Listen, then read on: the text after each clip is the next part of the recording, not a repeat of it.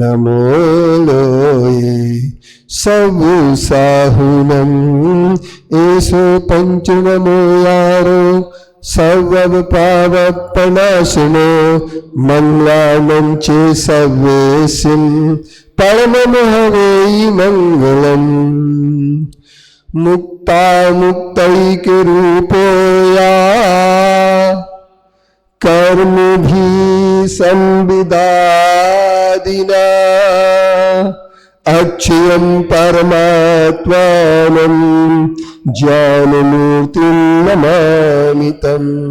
बोलिए अनंत अनंत सिद्ध परमेष्टि भगवान की, अरिहंत देव की, आचार्य गुरुवर कुंड कुंड महाराज की, आचार्य श्री विद्यासागर में महाराज की, मुनि श्री कुंथु सागर महाराज की। अब ये हमारा 5 मिनट के अंदर अंदर पाठ होता है। 5 मिनट का पाठ है, फिर इसके बाद बहुत अच्छा ग्रंथ है, पवित्र ग्रंथ है और इसका ग्रंथ स्वरूप संबोधन है। सोस्त्यात्मा सोपयोगोयम क्रमाद्धेतु फलावहा योग्राय नाद्यनन्ता स्थित्युत्पत्ति विआत्मिका ज्ञानाद्भिन्नो न चाभिन्नो भिन्ना भिन्ना कथंचन ज्ञानं पूर्वा परिभूतं स्वयमात्मेति कीर्तितां प्रमेयत्वादिविर्धर्मैः रचितात्मा चिदात्मका ज्ञान दर्शन तस्मात् चेतना चेतनात्मकां सदैव प्रमिताश्चायं ज्ञानमात्रोऽपि नैव सा तथा सर्वगताश्चायं विश्वव्यापी न सर्वथा नाना ज्ञान स्वभावत्वादेको नेकोऽपि नैव सा चेतनैको स्वभावत्वात् देकानेकात्मको भवेत् सवक्तप्यासरूप्याद्यै निर्वाच्य परभावता तस्मान्नैकान्तो वाच्यं नापि वाचामगोचरा सा स्याद्विधि निषेधात्मा स्वधर्मो परधर्मयो समूर्ति बोधमूर्तत्वादमूर्तश्च विपर्यात् कर्तुम् इत्याद्यनेक धर्मत्वं बन्धमोक्षौ तयो फलम् आत्मा स्वीकुरुते तत्तत् कारणै स्वयमेव तु कर्ताया कर्मणां भोक्ता तत्फलानां स एव तु वैरन्तरूपायाभ्यां तेषां मुक्तत्वमेव हि सद्दृष्टिज्ञानचारित्वमुपाया स्वात्मलब्धे तत्त्वे याथात्मशौत्यत्वमात्मनो दर्शनं स्मृतं यथावद् वस्तु निर्णीति सम्यक् ज्ञानं प्रदीपवत् तत्स्वार्थो व्यवसायात्मा कथंचित् प्रमिते पृथक् दर्शन ज्ञान पर्याये सूत्रोत्तर भाविषु स्थिरमालम्बनं यद्वा माध्यस्थं सुख दुःखयो जातादिष्टायमेकोऽहं सुख दुःखे न चापरा इतीदं भावना दाढ्यर्यं चारित्वमथवा परं यदि तन्मूलहेतु स्यात् कारणं सहकारकं यत्तद्वायं देशकालादि तपश्च वैरङ्गकम् इतीदं सर्वमालोच्य सुखे स्वस्थे दोस्ते च शक्तिता आत्मानं भावे नित्यं रागद्वेष विवर्जितं कषायैरञ्जितं चेतस् तत्त्वं नैवावगायते नीली रक्तिम्बरे रागो दुरादेयो हि कौमुकुमा उदासीन सतस्तत्त्वं निर्दोष निर्मुक्त्यै निर्मो भव सर्वथा उदासीनत्वमाश्रित्य तत्व चिंता परो भव निरालंबोन्नता स्वस्मिन् हेयोपादेय तत्त्वस्य स्थितं विज्ञायेता निरालंबोन्नता स्वस्मिन् नुपेयोपसावलम्बना यान्ताददाप्याति तृष्णावान् हन्तमाभूषत्वात्मनि यावत् तृष्णा प्रभुतेस्ते तावन्मोक्षं न यास्यसि मोक्षे यस्य न काञ्चा सा मोक्षोमधिगच्छति इत्युक्त्वाधिहितान्वेषी कांक्षा न क्वापि योजेत स्वं परं चेति वस्तुवित्तं वस्तुरूपेण चिन्तय अपेक्षा भावनोत्कर्ष पर्यन्ते शिवमाप्नुः सापि च स्वात्मनिष्ठत्वात् सुलभा यदि चिन्तेत आत्माधीने फले तात यत्नं किं न करिष्यसि स्वं परं विद्धि तत्रापि व्यामोहं छिन्धि कन्तवम् अनाकुला स्वसंवेते स्वरूपे तिष्ठ केवले स्वास्वं स्वेन स्थिरं स्वस्मै स्वस्मात् स्वस्य विनश्वरे स्वस्मिन् ध्यात्वा लभेत् स्वत्तो मानानन्दममृतं पदम् इति स्वतत्त्वं परिभाव्यवान्मयं य एतदाख्याति शृणोति चादरात् करोति तस्मै परमात्मसम्पदं स्वरूप संबोधन पंचविंशति। बोले स्वरूप संबोधन स्तोत्र की आचार्य अकलंक देव की। चलिए स्वदेव प्रमिताश्चायम प्रमितश्चायम प्रमितश्चायम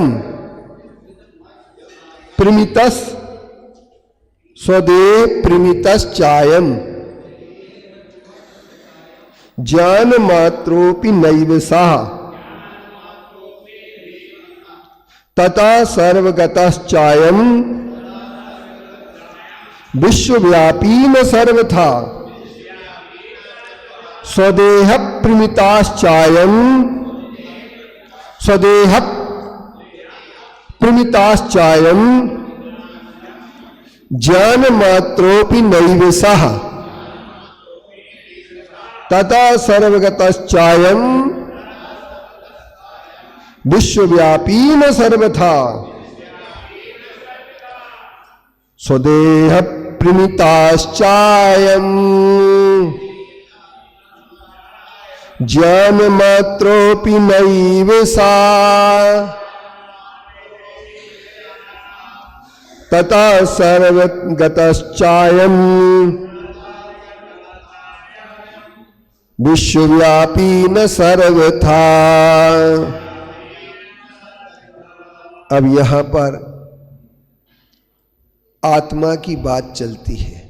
आत्मा कितनी बड़ी है, तो यहां पर कहते हैं कि लोग अपने अपने आकारों में मानते हैं। कोई आत्मा को अणुरूप में मानता है, कोई आत्मा को हृदय में मानता है, कोई आत्मा को ब्रह्म स्थान में मानता है, कोई आत्मा को लिंग में मानता है, कोई आत्मा को अलग अलग स्थानों में अपने अपने मानते हैं।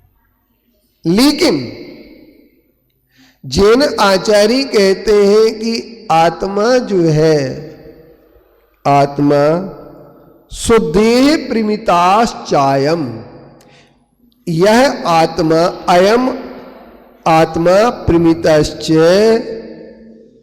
स्वदेह मात्र, यह आत्मा अपने अपने शरीर के बराबर होती है। चींटी की आत्मा चींटी के बराबर, हाथी की आत्मा हाथी के बराबर। आत्मा सब में ज्ञान गुण आदि की अपेक्षा से बराबर है, लेकिन इस बात को तय कर लेना कि आत्मा जो होती है सर्व शरीर में व्याप्त होती है। ज्ञान शरीरी, इसमें ज्ञान मात्रम अपि नैव सा। इस आत्मा के ज्ञान मात्र ही है, ऐसा नहीं है। आत्मा में ज्ञान है, दर्शन है, सुख है, वीर्य है। और इसके बाद एक बात आती है, ज्ञान दर्शनता तस्मात्, तो वो कहते हैं तथा सर्वगतश्चायम।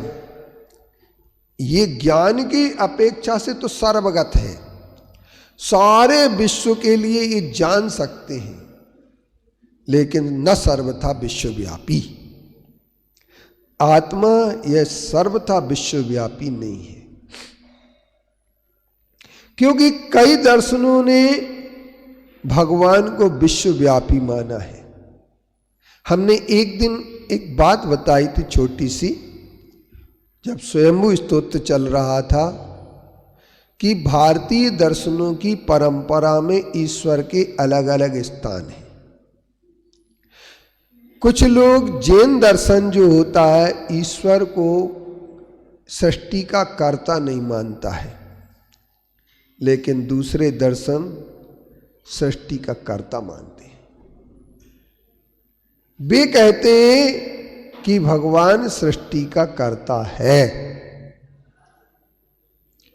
तो जैसा कि श्रीपुर पार्श्वनाथ स्तोत्र में विषय आया था कि यदि भगवान सृष्टि का कर्ता हो तो भगवान तो एक स्वभाव वाला है, नियत तो निश्चित स्वभाव वाला है, और नियत स्वभाव भगवान का होने के कारण से सृष्टि में अनेक स्वभाव हैं। सुख है, दुख है, निर्धनता है, सधनता है, चेतनता है, अचेतनता है।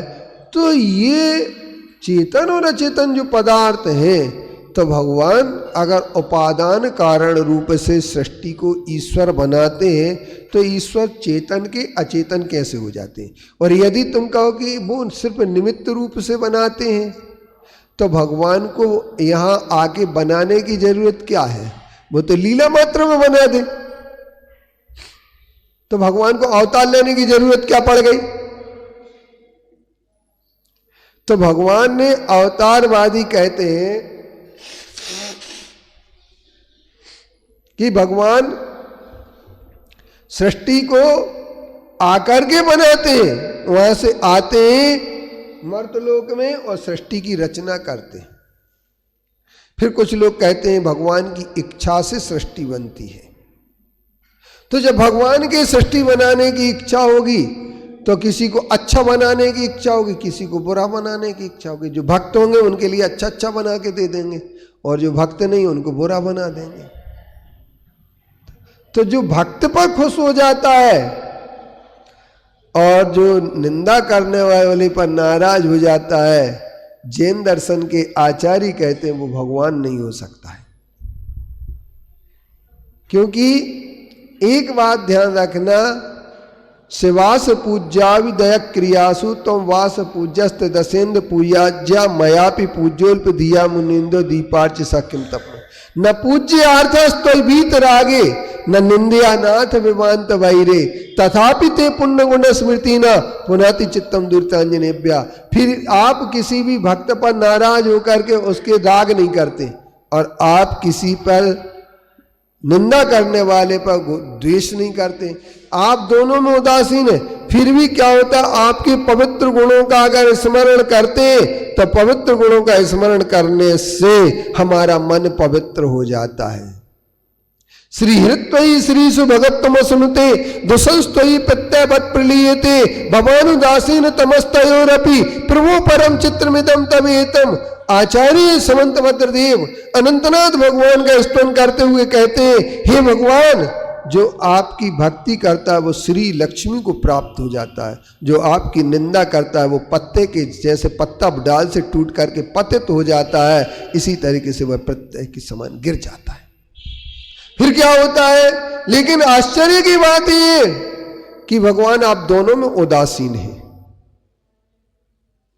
ना तो आप भक्त पर, भक्ति करने वाले पर खुश हैं और न निंदा करने वाले पर नाराज हैं, फिर भी ये सब हो जाता है। तो ये बात आप समझ लेना। राम न मारे काहू को, हमारे स्कूल में लिखा था, राम न मारे काहू को पापी नाही राम, आपहु से मर जाओगे कर कर खोटे काम। किस पे लिखा था? हम जिस क्लास में पहली क्लास पढ़ने गए उस हाल में ये लिखा था। अब पहली में तो हम पढ़ नहीं पाए थे, दूसरी में जरूर पढ़ लिया था उसको। पहली क्लास में तो पढ़ नहीं पाए थे, दूसरे में पढ़ लिया था कि राम न मारे काहू को। पांचवी में भी उसी हाल में क्लास लगी हमारी, तो बहुत अच्छे से पढ़ लिया कि राम न मारे काहू को पापी नाही राम, आपहु से मर जाओगे कर कर खोटे काम। तो राम न किसी को दुख देता है, न राम किसी से खुश होता है। अरे राम तो राम होता है, राम तो राम होता है, संग्राम का विराम होता है, राम तो राम होता है। लेकिन अब हम लोगों के सामने ये बात आती है कि उन्होंने कहा कंकर कंकर में शंकर, और कोई कहना बनाने वाला है भगवान, मिटाने वाला है भगवान। फिल्मी गीत बहुत सारे चलते हैं, लेकिन इनका दार्शनिक चिंतन किया जाए तो आप देखना कि सारी की सारी चीज में एक आपके लिए चिंतन मिलेगा कि भगवान विश्वव्यापी नहीं हो सकता है। अगर भगवान विश्वव्यापी हो जाए तो सारी सृष्टि चेतनमय ही हो जाएगी, अचेतन कुछ भी नहीं बचेगा। तो लोग कहते हैं तो भगवान की लीला है, तो लीला से भी होने वाला नहीं है काम। इसलिए अपने जैन दर्शन ने भगवान के लिए एक बहुत ऊपर उठा करके माना है। उनको सृष्टि की झंझटों में नहीं पाड़ा गया है, ना उन्हें राग द्वेष में पटका गया। भगवान तो कौन होते हैं? वीतरागात परो देवो न भूतो न भविष्यति। वीतराग से परे कोई भी देव न भूतकाल में हो सकता है न भविष्य काल में होता है। तो वीतराग सर्वज्ञ तंकर, भविजन की अब पूरो आस, ज्ञान भानु का उदय करो, मम मिथ्या तम का होए विनाश। तो ये ध्यान रखना, अपनी जो आत्मा है विश्वव्यापी नहीं है। आत्मा विश्वव्यापी हो जाने पर आत्मा में क्रिया नहीं हो पाएगी, क्योंकि सक्रियता समाप्त हो जाएगी, निष्क्रिय हो जाएगा, या फिर सक्रियता सके। एक एनेशिया नाम का गुण होता है, जनरल प्रॉपर्टी पदार्थ की जो होती है उसमें एक एनेशिया होता है। एनेशिया क्या करता है चंद्र कुमार जी? वो कहता है जिसकी जिस शक्ति, कोई भी बाह्य शक्ति के बिना न तो कोई पदार्थ गति कर अवस्था को प्राप्त होता है न विराम अवस्था को प्राप्त होता है, एनेशिया कहता है। हाँ, एनेशिया एक जनरल प्रॉपर्टी में पदार्थ की जितने भी जनरल प्रॉपर्टी और स्पेशल प्रॉपर्टी, दो प्रकार की प्रॉपर्टी होती है। फिजिक्स में ये आया है। हाँ, जड़त्व का नियम, उसको क्या बोला आपने? जड़त्व नियम। हाँ, तो जड़त्व के नियम का मतलब क्या होता है? कोई भी बेंच रखी है तो रखी रहेगी, जब तक कि उसके लिए शक्ति ना आए तब तक वो खिसकेगी नहीं, और जो गति कर रहा है वो रुकेगा भी नहीं। हाँ हाँ, फिर रोकना मुश्किल। अब अगर सब पदार्थों में एनेसिया अकेला हो जाए या कोई भी पदार्थ दूसरी शक्ति से सिर्फ चलने लगे, जड़त्व न रहे, तो क्या हो जाएगा? सब पदार्थ सिर्फ एक दूसरे से टकरा जाएंगे, नष्ट हो जाएंगे। और यदि उस सब में जड़त्व आ जाए तो कोई हिलेगा ही नहीं, फिर गति नहीं होगी। इसलिए जड़त्व के नियम का मतलब होता है बाह्य शक्ति से ही, जिसमें गति होती है, बाह्य शक्ति के बिना स्थिरता नहीं होती है, वो जड़त्व का नियम होता है। इसी के लिए हमारे जैन आचार्यों ने धर्म द्रव्य और अधर्म द्रव्य कहा है। और धर्म द्रव्य इसलिए कहा है उन्होंने कि जो जीव और पुद्गल के चलने में सहायक होता है उसे धर्म द्रव्य कहते हैं, और जीव और पुद्गल के ठहरने में जो सहायक होता है वो अधर्म द्रव्य कहलाता है। और ये द्रव्य पूरे लोक में व्याप्त होते हैं, लेकिन जीव एकमात्र समुद्घात के समय में व्याप्त होता है। जब केवली समुद्घात हो जाता है तब जीव पूरे लोक में व्याप्त हो जाता है। कहां हो जाता है जीव? पूरे लोक में व्याप्त हो जाता है। कब हो जाता है? जब केवली समुद्घात होता है। और जब तक केवली समुद्घात नहीं होता है तब तक वह क्या होता है? किसी भी तरह से वह नहीं होगा लोक व्याप्त। इसलिए सर्वथा विश्वव्यापी न सर्वथा,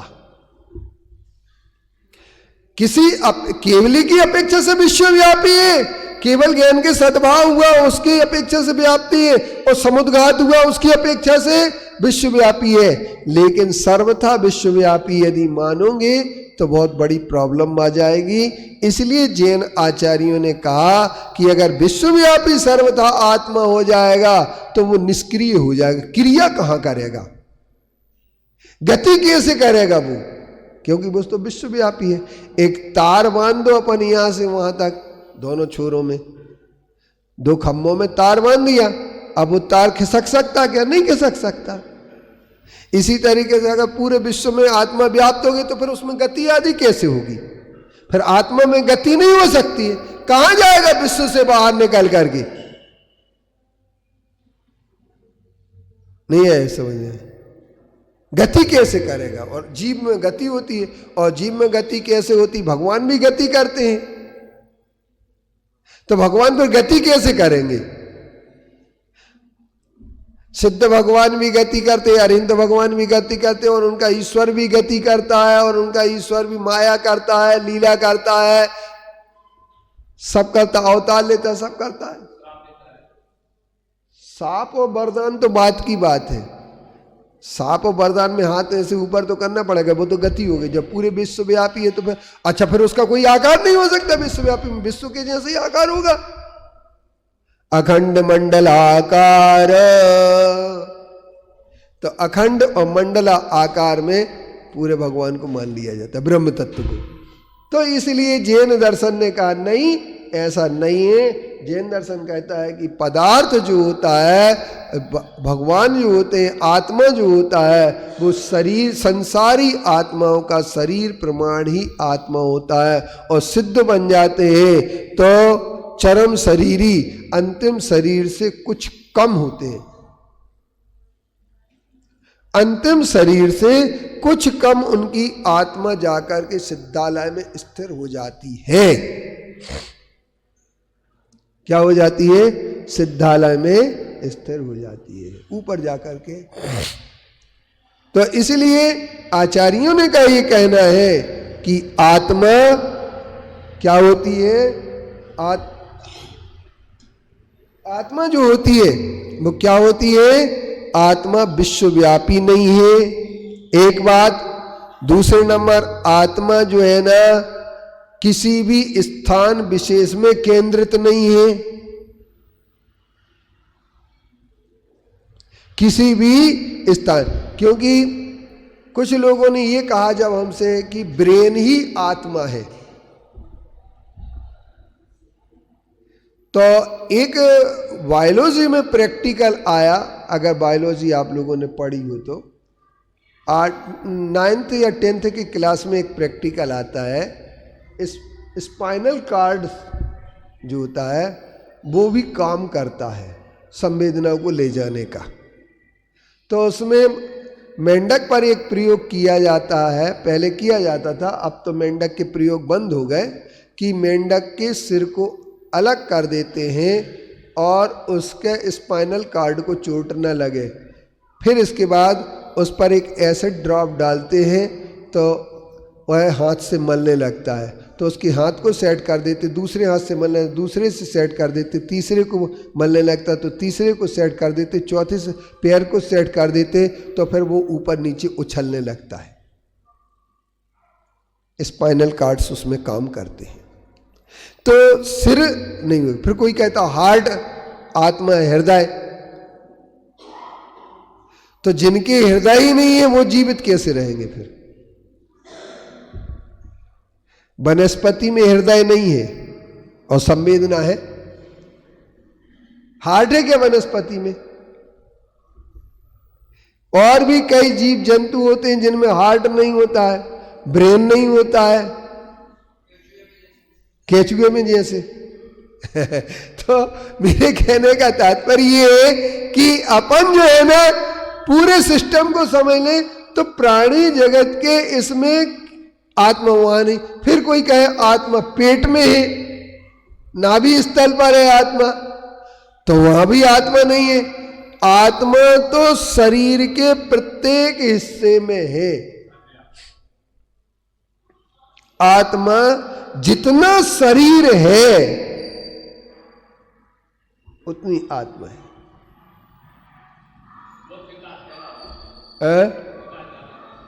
और आत्मा जितना शरीर है उतनी ही आत्मा है, उससे आगे पीछे कहीं भी आत्मा नहीं। इसलिए अपन ये कह सकते हैं कि ज्ञान शरीरी त्रिविधि कर्म मल वर्जित सिद्ध महंता, ते अमल निकल परमात्म भोगे शर्म अनंता।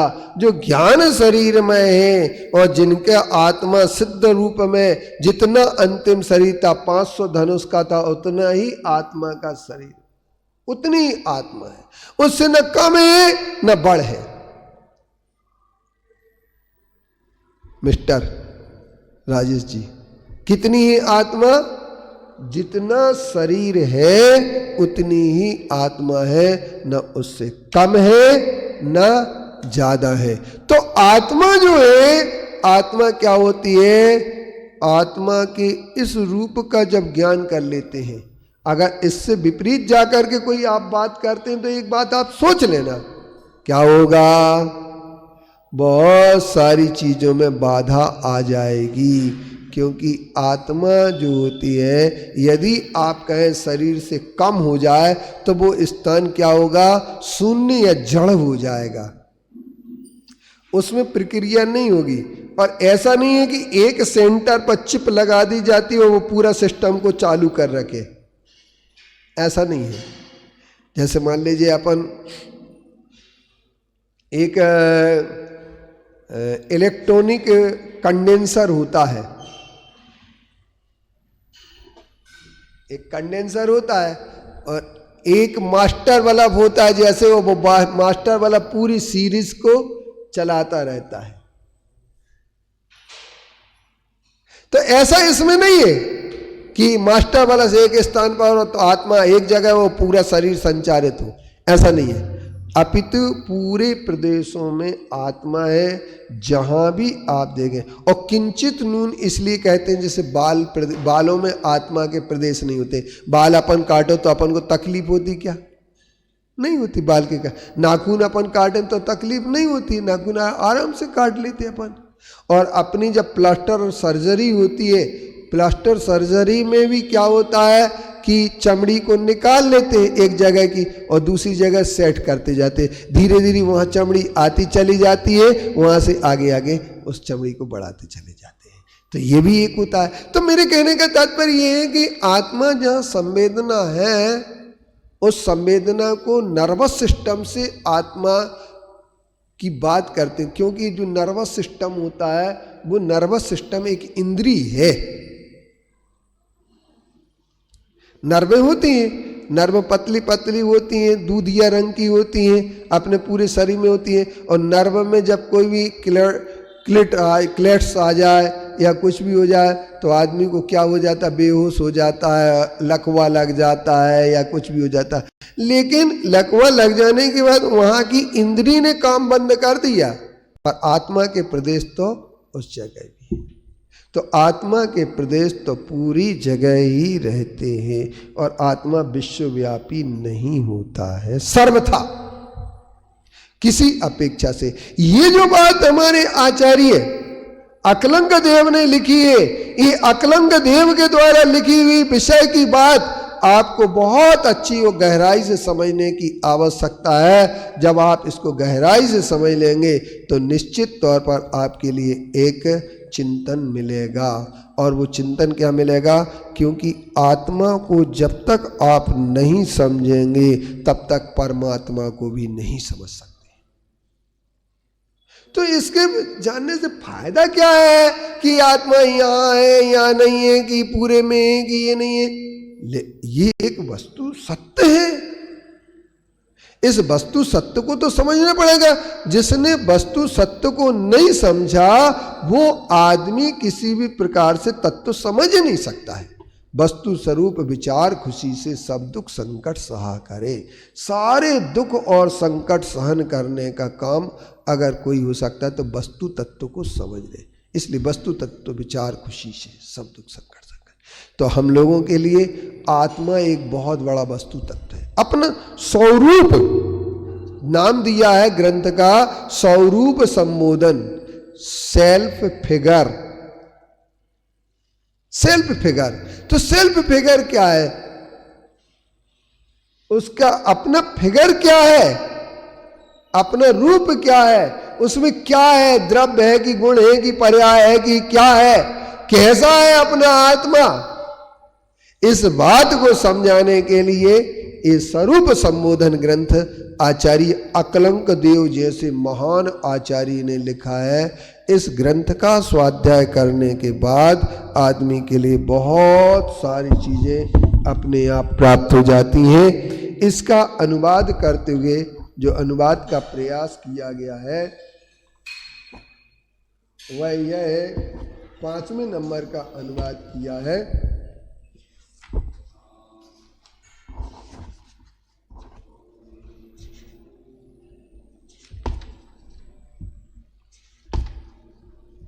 आत्म अपनी देह बराबर, नहीं कम नहीं अधिक होती, नहीं सर्वता विश्वव्यापी है, मात्र ज्ञान गुण नहीं रखती, नहीं सर्वगत आत्म होता, नहीं छूटता नहीं छूता पर द्रव्य कही, वर्णादि से शून्य आत्मा अनुभव करते संत सभी।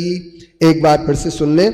आत्म अपनी देह बराबर, नहीं कम नहीं अधिक होती, नहीं वह सर्वता विश्वव्यापी है, ज्ञान मत ज्ञान गुण नहीं रखती, नहीं सर्वगत आत्म होता, नहीं छूता पर द्रव्य कभी, वर्णादि से शून्य आत्मा अनुभव करते संत सभी, अनुभव करते संत सभी। बोले पंच परमेष्टि भगवान की, आचार्य कुंद कुंद गुरुदेव की, आचार्य गुरुवंशी विद्यासागर मुनि महाराज की, मुनि श्री कुंतु सागर महाराज की। जावाणी के ज्ञान ते सूझे लोकालोक, सोवाणी मस्तक